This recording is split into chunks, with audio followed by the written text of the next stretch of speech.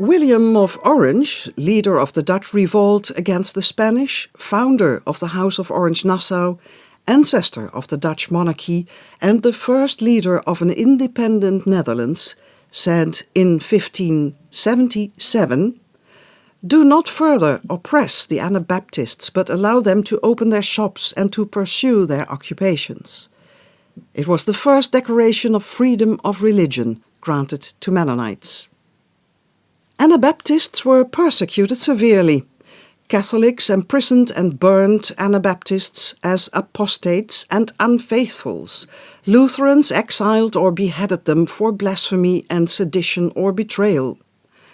Calvinists imprisoned and drowned them for sectarianism.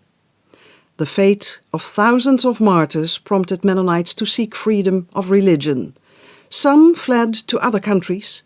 Others petitioned rulers like William of Orange in their own lands.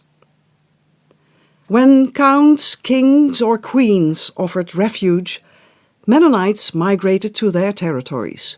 And that is why large congregations developed in places like the Netherlands, Prussia and Russia.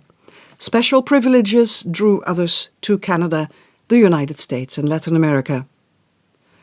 Tolerance means willingness to accept feelings, habits or beliefs that are different from one's own. Mennonites contributed to religious tolerance. They put this on the agenda, either by being the victim or in debate. European Mennonite peace teams today actively patrol Europe's borders and question modern societies on their level of tolerance.